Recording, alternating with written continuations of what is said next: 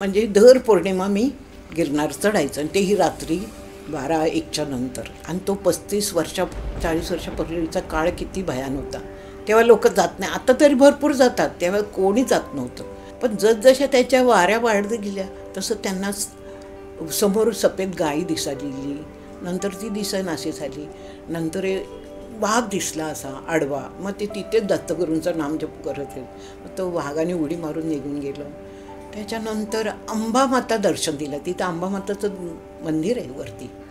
अंबामातेने दर्शन, खाली उतरणं पैंजनाचा आवाज येतो, कोणीच नाही. एक बाई माणूस, ही कोण आहे? त्यांना विचार पडला. त्यांच्याशी काहीतरी बोलल्या त्या आणि खाली उतरले तर त्यांच्या पायाच्या पैंजनाचा आवाजच काय येत नाही. फक्त तुमचा घराचा नकाशा द्या, तुमच्या जन्मतारीख, ज्याचं काय प्रॉब्लेम द्यायचं नाव द्या.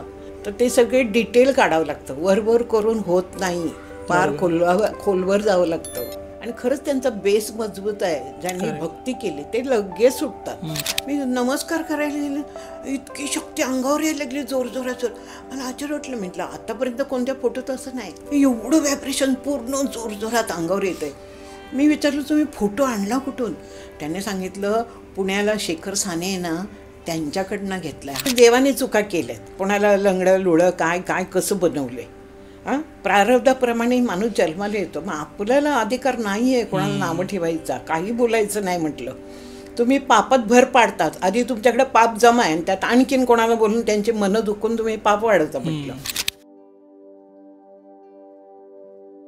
मागच्या व्हिडिओमध्ये इतका चांगला तुमचा प्रतिसाद मिळाला, इतक्या लोकांनी त्या व्हिडिओला लाईक केलंय, कॉमेंट्स केलेत आणि भरपूर जणांना आईंचा व्हिडिओ हा परत एकदा हवा होता. नमस्कार आई. नमस्कार. मी स्वामी भक्तांचे, सगळ्या स्वामी भक्तांचे खूप आभार मानते. मला वाचून खूप अंतःकरणाला ती गोष्ट भेटली. जरूर मी तुमच्या सेवेसाठीच आहे आणि स्वामींवर विश्वास ठेवा. मी काय फक्त सेवा माध्यम आहे, बाकी काही नाही माझ्याकडे. जे स्वामी सांगतील तेच मी स्वतः मनाने काय करत नाही आहे. आणि ज्या शक्तीने मला सांगितलं तर ती कामं मी आजपर्यंत करत आली आहे.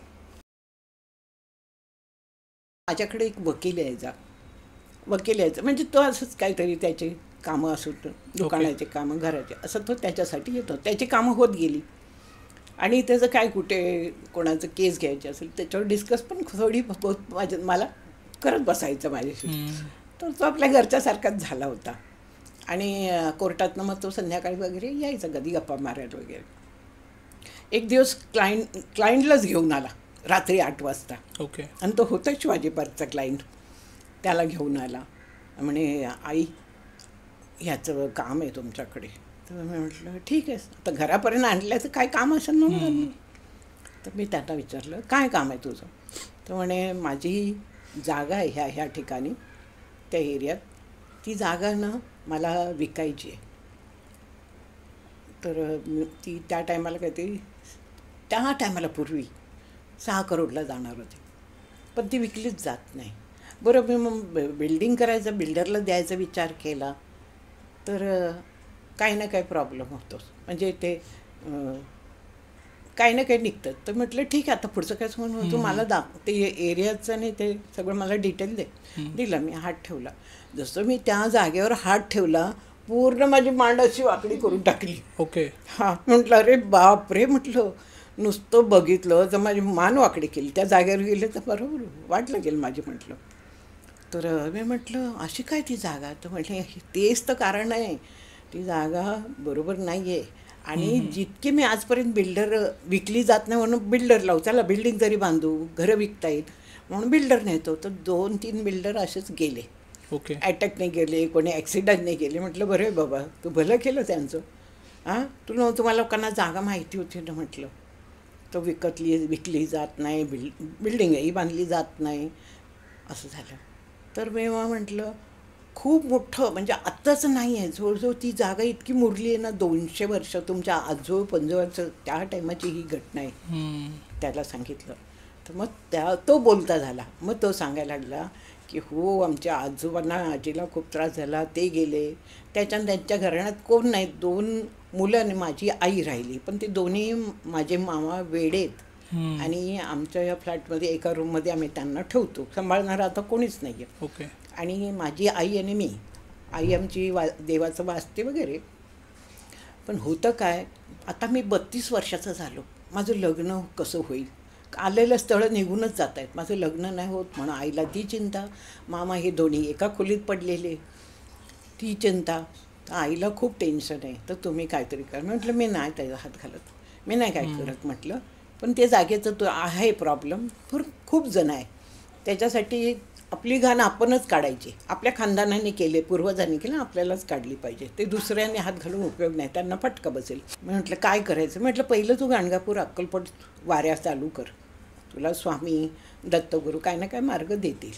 आणि मग त्याच्यानंतर ती घटना झाली आणि मग त्याला खूप म्हणजे हे वाटत होतं की आई काहीतरी मदत करतील.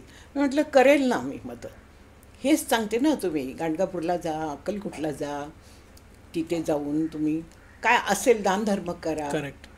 आता प्रत्येक ज्याच्या खानदानाने त्यांच्यासाठी केली त्यांनी ती घाण त्यांनीच काढायची, दुसऱ्यांनी नाही काढायची. तुमच्या खानदानात कोण तुमच्या पूर्वजांनी केली, त्यात आम्ही कसं हात घालणार. बरोबर. तर मग त्याच्यानंतर तो काय आला नाही. त्याच्यानंतर काय झालं मलाही माहीत नाही, पण ती जागा मला सांगितली होती, त्या जागेवरून मी आजही कधी गेले ना तर ती तशीच्या तशीच पडली.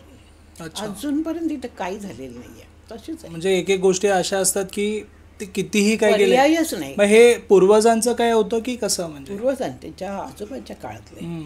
पूर्वी काय करायचं माहिती आहे का, फार पूर्वी 200, 250, 300 वर्ष पूर्वी एकमेकाचे ना लूट असायची. अच्छा. आता तिथं कोण असेल तिची ती जागा लुटली गेली असेल, करेक्ट, तिने आत्मा केल्या मेली असेल, पण ती कुठेतरी सटक राहिली की राहते ना. बरोबर. कोणाचं घ्यायचं नाही. तसंच आमच्या कॉलनीत आहे, ती त्यांच्या 4-5 वेळा माझ्या घरी आली. ओके. हां, दळवी आडनाव त्यांचं. 4-5 वेळा की आमच्या घरात खूप प्रॉब्लेम व्हायचं, या ना काकी, चला ना चला ना. मला का आतून काही होत नव्हते. ती स्वामींची भक्त आहे, वेळ पण नव्हता आणि काय माहीत नाही, पण जायची इच्छाच होत नव्हती. मग 2-3 दिवसांनी परत आली आणि मग मला घेऊन गेली. चलाच तुम्ही आज. मग गेले म्हटलं. मग तिची वास्तू बघितली, वास्तू एकदम कंजेस्टेड होती. चेक केली, मग तिला देवारा वगैरे सगळं बदलायला सांगितलं, सगळं सांगितलं तिथं. आणि जेव्हा मी चेक करत होते तेव्हा सांगितलं की ना तुमच्या घराण्यात कोणीतरी काहीतरी बांधून ठेवलं आहे. ओके. तिचा नवरा उडाला, पटकन म्हणतो, अहो त्याच्यासाठी तर आम्ही धडपडतोय, आम्ही इतके लोकांना मी पैसा केला खर्च, जवळजवळ किती लाखो, पण आम्हाला अजून त्याचं बेनिफिट मिळालं नाही. अच्छा. तर म्हटलं कोण हात पण नाही लावणार, म्हटलं एवढं जुनं आहे ते.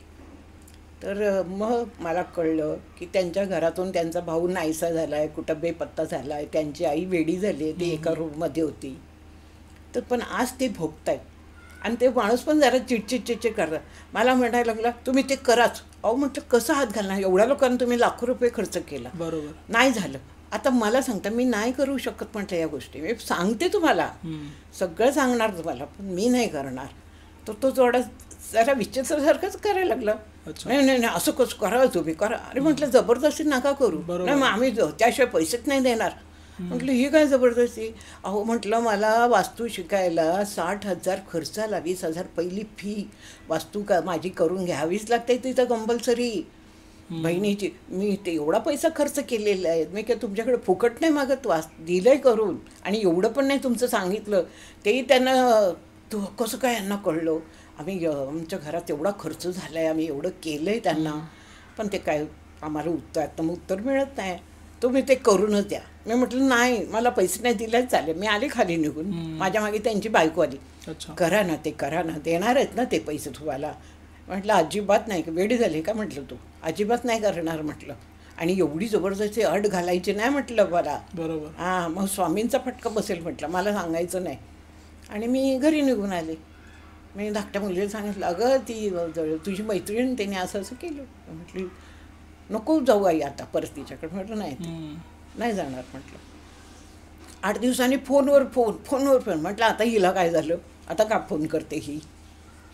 अहो मी उचलला मग फोन, मला म्हणते अहो असं कसं झालं, माझ्या मिस्टरांचं ॲक्सिडेंट झालं जबरदस्त. म्हटलं मला काही सांगू नको, मला काही सांगू नकोस म्हटलं, ठेव तू फोन. आणि मग तिथेच तिचा फोन ठेवून दिला. मी ऐकून पण नाही घेतलं, अजिबात नाही. तुम्ही जबरदस्ती करताल. आत्ता पण तुमची तीच वृत्ती की लोकांच्या कष्टाचे पैसे देत नाही. तुम्ही पापं दिस एवढं बांधून ठेवले, त्यात आणून भरच घालताय ना. म्हटलं सुधारायची लाईन नाही आहे तुमच्या लोकांची. म्हटलं तेव्हापासून मला ना मनस्ताप होतो कोणाकोणाचं असं की केलं लोकांनी. तर एका बहिणीची तर अशी गंमत झाली की तिने मला बोलवलं, तिच्या बहिणीने, मोठ्या बहिणीने. तिला कळलं की हिचे कामं सगळे सक्सेस झालेत. तिने मला बोलवलं. तर मी गेली. गेल्यानंतर मला म्हणते माझा फक्त एकच प्रॉब्लेम आहे की माझा मुलगा ना एकदम फर्स्ट क्लास यावा, तर त्याचं तुम्ही चेक करा. तर मी म्हटलं ठीक आहे, कारण आपल्या त्यावेळेचं एज्युकेशन आता खूप फरक आहे. मी म्हटलं कोणते कोणते विषय घेतले त्याने ते द्या. तर मी ते सगळे घेतले आणि जेव्हा ते बघितले तर म्हटलं ह्याची 2 विषय खूप कमजोर आहे. ती म्हटली हां बरोबर आहे, 2 विषय खूप कमजोर आहे. म्हटलं जर ते केले एकदम फर्स्ट क्लासमध्ये पास होईल तो विचारही नाही करू शकणार. बाकीचे विषय त्याचे खूप टॉपचे आहेत, पण हे 2 कमजोर आहे. मग ती जी का कामाला लागली त्याचं, ती स्वतः इंग्लिश मिडियम आहे. तर तिने मग त्या क्लास घातले. पहाटे उठवायची त्याला, परीक्षेच्या आधी 2 महिन्यापासून तयारीच करायला घेतली. पहाटे उठवायची, त्याला मैदानात फिरवायची, अभ्यास क्लास सगळं लक्ष दिलं आणि तो टॉपला आला. जेव्हा तो टॉपला आला ना, तिने शाळेतल्या सगळ्या शिक्षकांना मुलांना पार्टी दिली आहे. आमच्या इकडे हॉल आहे, तिकडे सगळ्या पार्टी दिली. तर अशा एकेकांच्या घटना होतात. मला आधी त्यांचा काय दोष आहे मागचा पुढचा घरातला त्या सगळ्या बघाव्या लागतील. असं डायरेक्ट आपण आता समजा दिलं आणि त्याच्यानं नाही झालं मग तर नाही, तर त्यांचं काय किती पाय खोलात रुतले तेही मला बघावं लागेल. आपण असं लगेच काही कोणाला देऊ शकत नाही. मग काय होतं, माणसाचा विश्वास उडतो त्या भक्तीवरनं. तर तसं नाही. तर आपल्याला आपल्याला काही नाही आहे, फक्त तुमचा घराचा नकाशा द्या, तुमच्या जन्मतारीख, ज्याचं काही प्रॉब्लेम द्यायचं नाव द्या. तर ते सगळे डिटेल काढावं लागतं. वरवर करून होत नाही, फार खोलवर जावं लागतं. प्रत्येक गोष्टी बघाव्या लागतात. तर ह्यासाठी मग ते त्यातनं हळूहळू, आणि खरंच त्यांचा बेस मजबूत आहे. ज्यांनी भक्ती केली ते लगेच सुटतात, सगळेच सुटतं. मी कोणाचंही करा, कृष्णाचं करा, गणपतीचे करा, मारुतीरायाचं करा, कोणाचंही करा, बरोबर चालेल. आता तुम्हाला एक घटना सांगते. मी सागरकडे आले त्या दिवशी, तर मला ते कैचीधामचं माहिती झालं. जे 2 वर्षापूर्वी मला कैचीधामला जायची इच्छा झाली होती, कारण मला मारुतीरायांनी पण स्वामींच्या रूपात दर्शन दिलं होतं. तर ते कुठंतरी मूळ स्थानावर कधीही जावं. त्यांचं जिथं मूळ स्थान आहे तिथं प्रचंड शक्ती असते, तिथं जावं आणि रडून सांगावं देवांना, काहीतरी मार्ग मिळतो नक्कीच. तर मला तिकडे कैचीधामला उत्तराखंडला जायचं, पण मला माहीत नाही जायचं कसं व्हायचं. मी विचारतच होते की कोण मिळायला भेटलं जाणार. तर मी प्रत्येकाला चौकशी करायची, पण कोणीच नाही, आम्ही तिकडं गेलेलं नाही, आपल्याला माहीत नाही, असं करायचं.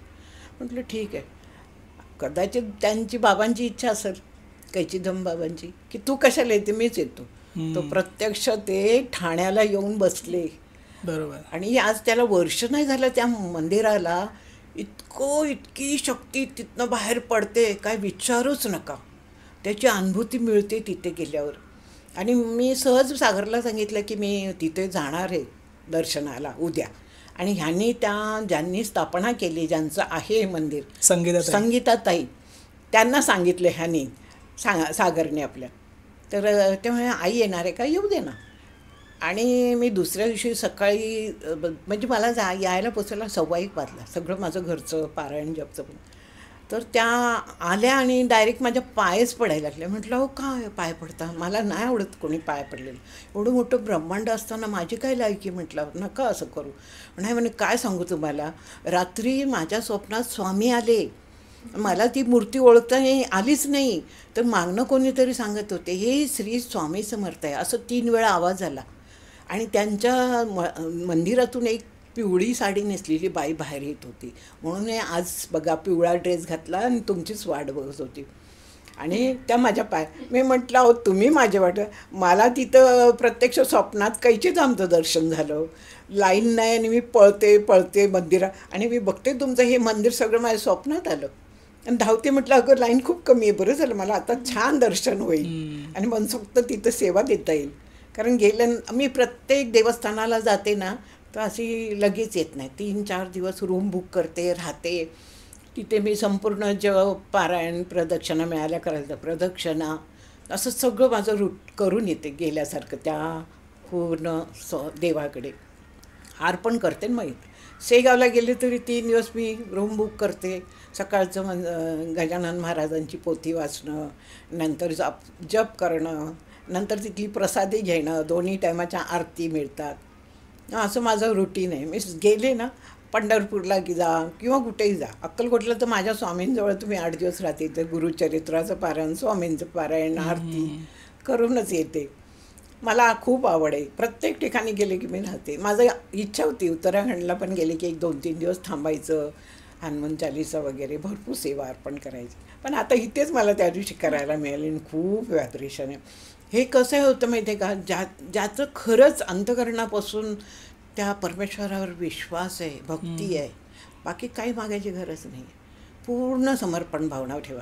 आपोआप त्या ठिकाणी गेलं ना की तुम्हाला आपोआप ते सुख आनंद मिळतो. डोळे झाकून घ्यायचे नाही, सतत अंतःकरणातून त्यांना आवाज द्यायचा. एकदा असं आम्हाला कसं तिथे वास्तू शिकवत होते जे डॉक्टर रविराज त्यांच्याकडे. तर शिकता शिकता आम्हाला प्रात्यक्षिक म्हणजे कोणाचं घरी ते सर घेऊन जायचे आणि ते घराची कशी मोजमाप करायची, कसं चेक करायचं, कोणत्या दिशेला काय, कोणत्या दिशेला किचन पाहिजे, हे सगळं सांगायचं. मी एकदा आम्हाला त्यांनी एकाच्या घरी नेलं आणि दरवाजा त्यांचा उघडल्यावर समोर स्वामींचा एवढा मोठा फोटो. आणि मला स्वामी म्हटले की बस, मला शंकर महाराज स्वामी, कारण ते गुरुबंधू आहेत त्यांचंही मला, मी पुण्याला गेले की दर्शन घेतं. आणि ह्यांच्या घरात स्वामींचं फोटो बघितला, मी नमस्कार करायला गेले, इतकी शक्ती अंगावर यायला लागली जोरजोरात. मला आश्चर्य वाटलं. म्हटलं आतापर्यंत कोणत्या फोटोत असं नाही. आता ऐकते मी कुठून अंगारा, कोणाच्या स्वामींच्या हातातून अंगारा, ते सगळं होतं आहे. एवढं व्हायब्रेशन पूर्ण जोरजोरात अंगावर येतं आहे. मी विचारलं तुम्ही फोटो आणला कुठून? त्याने सांगितलं पुण्याला शेखर साने आहे ना, त्यांच्याकडनं घेतलाय हा. ओके. मला त्याच्या आधी कधी माहिती नव्हतं शेखर साने कोण. म्हटलं बापरे, एवढी व्हायब्रेशन, एवढी स्वामींची शक्ती बाहेर येते. आणि त्या अनुभव तिथं झाला. मग मी म्हटलं हे शेखर साने कोण, आपल्याला पण आणला पाहिजे त्यांच्याकडनं एक फोटो स्वामींचा. म्हणून त्यांची माहिती गोळा करायची.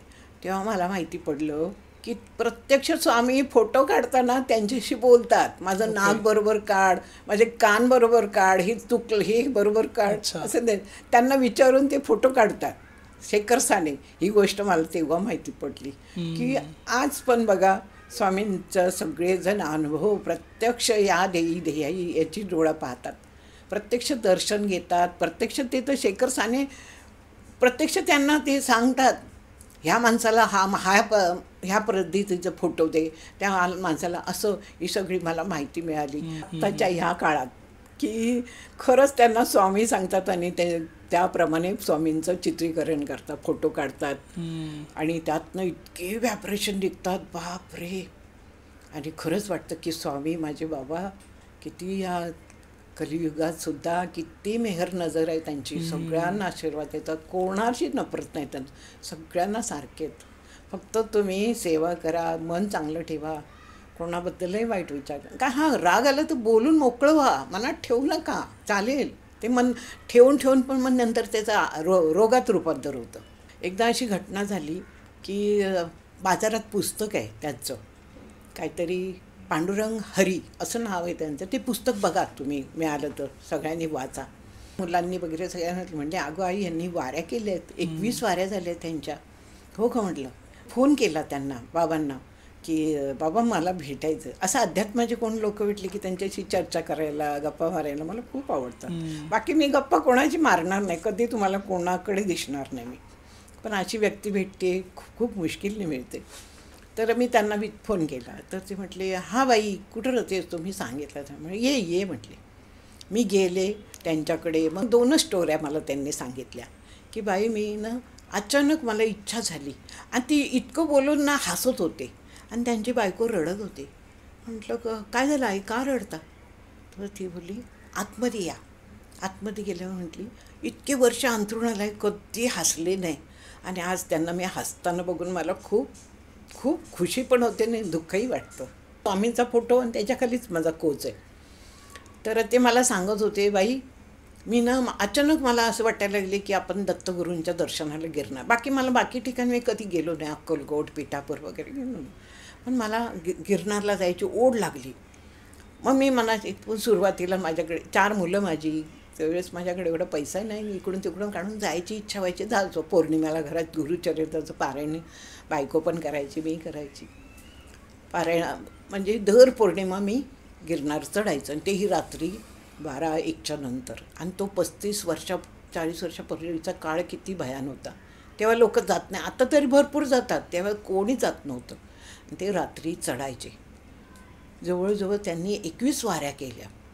पण जसजशा त्याच्या वाऱ्या वाढत गेल्या तसं त्यांना समोर सफेद गाई दिसालेली, नंतर ती दिसेनाशी झाली. नंतर वाघ दिसला असा आडवा. मग ते तिथेच दत्तगुरूंचं नामजप करत आहेत. मग तो वाघाने उडी मारून निघून गेलं. त्याच्यानंतर अंबामाता दर्शन दिलं. तिथं अंबामाताचं मंदिर आहे वरती. अंबामातेने दर्शन, खाली उतरणं, पैंजनाचा आवाज येतो. कोणीच नाही. एक बाई माणूस, ही कोण आहे? त्यांना विचार पडला. त्यांच्याशी काहीतरी बोलल्या त्या आणि खाली उतरले तर त्यांच्या पायाच्या पैंजनाचा आवाजच काय येत नाही. एवढ्या वरतून येताना आवाज होता. म्हणून त्यांनी वळून बघितलं तर पाठी कोणच नाही. मग त्यांना वाटलं खरंच हे अंबामाताच असणार. अशा त्यांच्या 21 वाऱ्या. आणि पण आपल्याला एक पाण्याची बाटली घेऊन वरती चढणं मुश्किल आहे, 10,000 पायऱ्या. पण बाबा तिथल्या आश्रमासाठी भांडे, कोणाला काय पाहिजे सगळं विचारून नेत होते, वरती चढत होते. आणि त्यांच्या परिस्थितीत पण बदल होत चालला होता. सगळं छान होत चाललं होतं, सेवा करत. बाकी त्यांचे काय नाही, फक्त दत्तगुरूंची सेवा एवढंच, बाकी काहीच अपेक्षा नव्हत्या त्यांनी. आणि 21 वाऱ्या झाल्या त्यांच्या. आणि दत्तगुरूंनी त्यांना दृष्टांत दिला की तुझ्या माझ्यापर्यंत पोचल्या, आता तू नको येऊ इकडे, अक्कलकोटला जा, इथं नको येऊ. तर त्यांना थोडं वाईट वाटलं. पण प्रत्यक्षात दत्तगुरूंचं दर्शन झालं सगळं. तर म्हटले नाही आता ह्याच्या पुढे येणार. पण एक इच्छा आहे की माझी बायका मुलांनी नाही बघितलं इकडे येणार, मी तर इतक्या वेळ गेलो, त्यांना आणायचं आहे, मला तेवढी इच्छा पूर्ण करू द्या. आणि मग ते दुसऱ्याच महिन्यात बायकोला मुलांना घेऊन गिरनारला गेले. त्यावेळेचा काळ असा होता की कोणी जातच नव्हतं जास्ती, एखादं एक झालं. आणि जास्ती तिथे वरती जाणारे म्हणजे ऋषीमुनीच. तर त्यांना काय काय वस्तू अशा दिल्या ते ऋषी कधी दिसलेच नाही त्यांना. आणि त्यांच्या बायकोला फिटचा आजार होता पूर्वी. पण जसं त्यांच्या वाऱ्या चालू झाल्या, गुरुचर्याचं पारायण झालं, तर त्यांची आपोआप फिट निघून गेली शरीरातून. छान झाल्या त्या पण गुरुचरित्राचं पारायण करायच्या. आणि त्या दिवशी म्हणजे ज्या दिवशी ती लोक तिथे गेले, रात्रीचा वेळ होतं, चढायला सुरुवात केली. तर आईंना चढताना जरा त्रास व्हायला लागला, कारण घराच्या बाहेर कधी ती माऊली पडलीच नाही. थोड्या चढल्यानंतर ते म्हणून माझ्याच्यानं नाही होणार, तुम्ही जा पोराने घेऊन. पोरं लहान, ते सगळे उड्या मारत गेले. त्यांनाही त्रास व्हायला लागला, एवढं चढणं माहिती नाही. ती बाबांना तर नेहमीची सवय, ते चढू शकतात, पण पोरांसाठी बसायचे ते.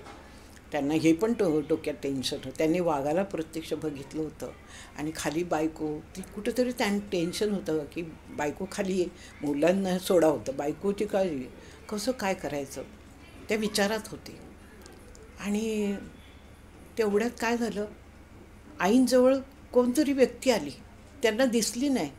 म्हणे तुला नाही दर्शन करायचं का? हो म्हटली, मला करायचं आहे, पण माझ्या नाही चढवणार, एवढ्या 10,000 पायऱ्या कसं चढू? म्हणे दे हात. त्यांनी जो असा हात धरला, कोण धरला त्यांना दिसलं नाही, पण वाऱ्याच्या वेगाने पूर्ण गिरनार चढून ती बाई वर जाऊन बसली.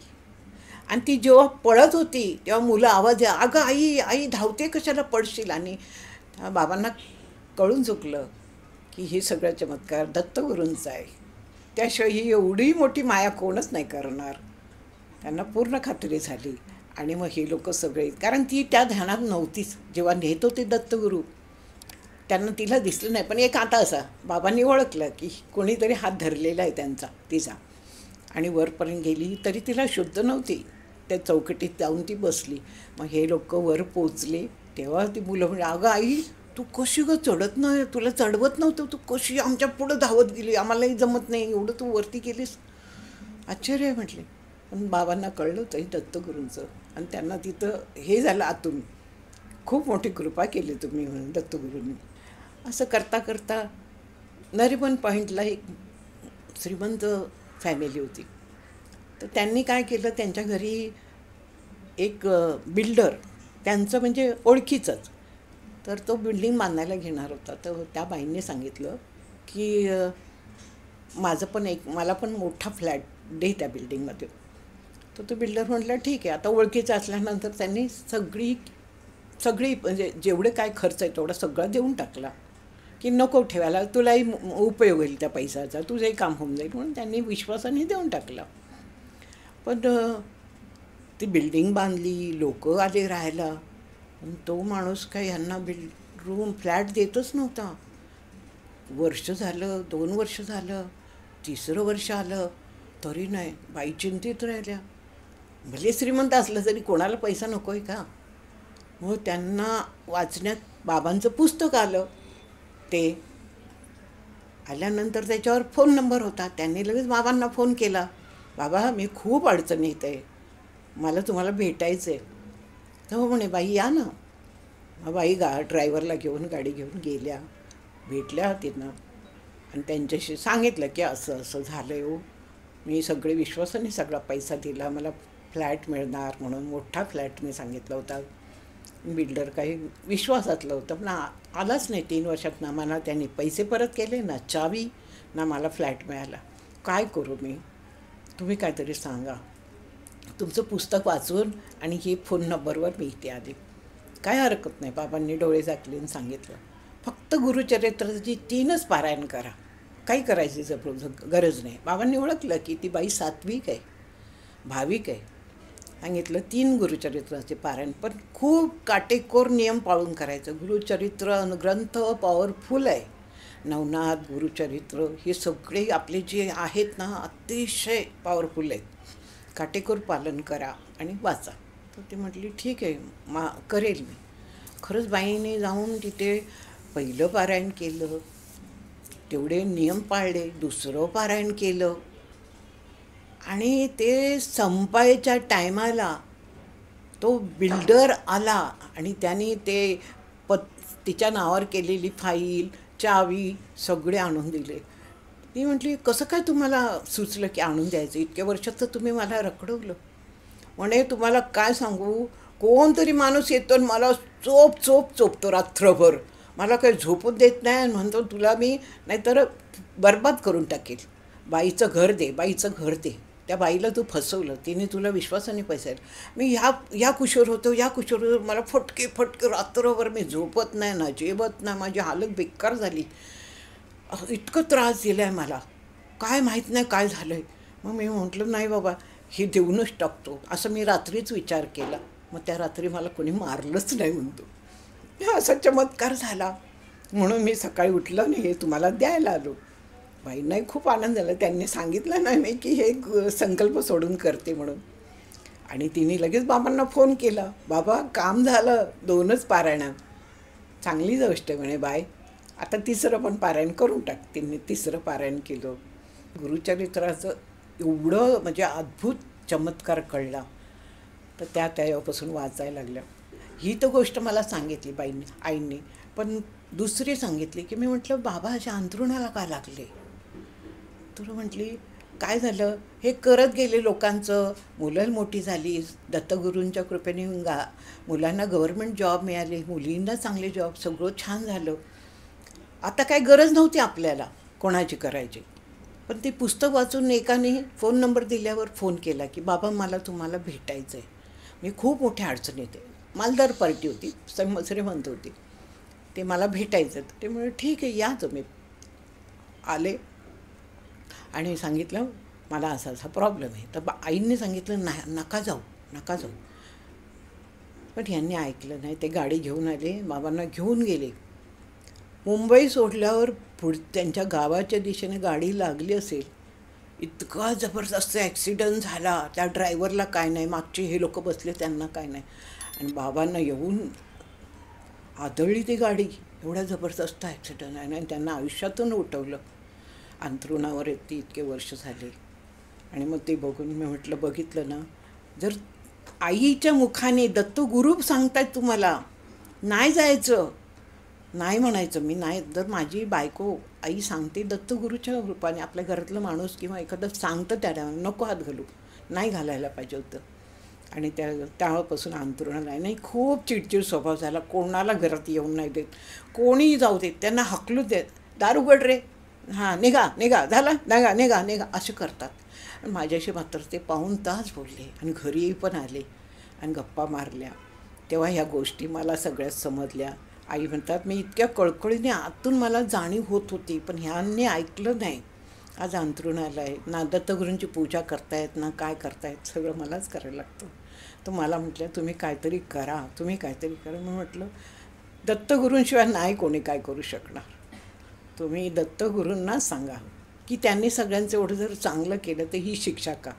तर देवाच्या पुढे आपण जाऊ शकत नाही. तुम्ही परमिशन घ्यायची, ती पण एक पद्धत आहे.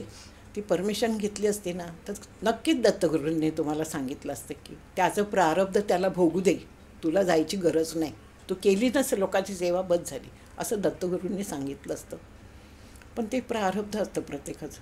ती वेळ आली की कोणाची नाही टळत, ते भोग आहे तर भोगलेच लागतात. किती करा, आपले प्रारब्ध चुकत नाही. पण ते प्रारब्ध बघता बघता जर तुम्ही नामस्मरण केलं आणि कधी मी तर प्रत्येक कामात शक्तीला विचारल्याशिवाय हातच नाही घालत. आजपर्यंत मी एवढे पेशंट केले, घर केले, वास्तू केली, खूप खतरनाक केले, घटना घडल्या, पण माझ्या स्वामी समर्थांना विचारल्याशिवाय, त्यांच्या शक्तीतूनच चौकशी केल्याशिवाय मी नाही हात घालत. काय करायचं आहे नाही, ज्याचं त्याला प्रारब्ध भोगायचं असेल म्हणून तिथे आपल्याला पाठवतच नाही देऊ. तर ते बाबा आता 2015मध्ये माझ्याकडे येऊन गेले. अजून मला त्यांच्याकडे जाता नाही आलं, काही नाही. तर आता मला 8 दिवसापासून खूप त्यांच्या आठवणी येते. तर बघू, फोन करते, जाईल मी भेटायला त्या लोकांना. पण तेव्हाच त्यांचं खूप वय झालं होतं. आता माहिती नाही मला काय अवस्थेत कसे आहेत ते. आई करायच्या फोन, नंतर त्यांचंही बंद झाला फोन करणं, काय माहिती नाही मग काय. तर आता मी जाणार आहे, नक्की जाईल मी बाबांच्या दर्शनाला. खूप अँटिक पीस त्यांना मिळाले तिथं गिरनारवर, मला दाखवत होते. म्हटलं बाबा हे कोणाला देणार नंतर, दत्तगुरू सांगतील त्यांना देणार. आणि अनमोल वस्तू आहेत त्या. अगदी वाईट वाटतं असं बघून की लोकांसाठी एवढं केलं आणि काय झालं. लोक जबरदस्तीने करता, करावं आमचं करावं, बघा बघा तुमच्याकडे आहे शक्ती, तुम्ही बघू शकता, अशी जबरदस्ती नाही. कुठंतरी थांबावं लागतं. आम्ही एवढे मोठे पण नाही आहे, आम्ही सेवेकरू, त्यांच्या चरणाची धूळ आहे, माथेचं गंध नाही होणार. आम्ही त्यांच्या आदेश असेल ती कामं करू, आम्ही ते सांगतील ते करू. आणि खरंच तुमचं जर प्रारब्ध चांगलं आहे, तुम्ही जर चांगलं आहे तर नक्कीच त्यातनं तुम्ही बाहेर. एवढी लोकं बाहेर पडली, सगळ्यांचं चांगलं झालं, जेवढे येत होते सगळ्यांचं चांगलं झालं. कुठेतरी त्यांची बेस मजबूत, भक्ती श्रद्धा, कुठेतरी त्यांनी दान धर्म केला असेल, तेच त्याच्या उपयोगाला आलं. श्री स्वामी समर्थ. तुम्हाला पण काही एक्सपिरियन्स इथे येऊन शेअर करायचे असतील तर मी डिस्क्रिप्शनमध्ये माझाही नंबर मेन्शन केला आहे आणि माझा ईमेल आय डी पण आहे. इथे येऊन तुम्ही स्वामींचे नाही तर तुमच्यासोबत जे पण काही देवांचे चमत्कार होत आहेत तुम्ही येऊन शेअर करा लोकांपर्यंत, आपण त्या गोष्टी पोहोचवू, म्हणजे आध्यात्मिकता आपण जास्तीत जास्त वाढवू शकू. तर आई खूप खूप धन्यवाद, तुम्ही आलात इतक्या लांबून. या चॅनलला सबस्क्राईब करून ठेवा, म्हणजे नेक्स्ट पार्ट जेव्हा आईंसोबत माझा अजून एक येणार त्यावेळी तो तुम्हाला नोटिफिकेशनने व्हिडिओ दिसेल आणि तुम्ही तो पण बघू शकाल. चॅनलला सबस्क्राईब करा. धन्यवाद.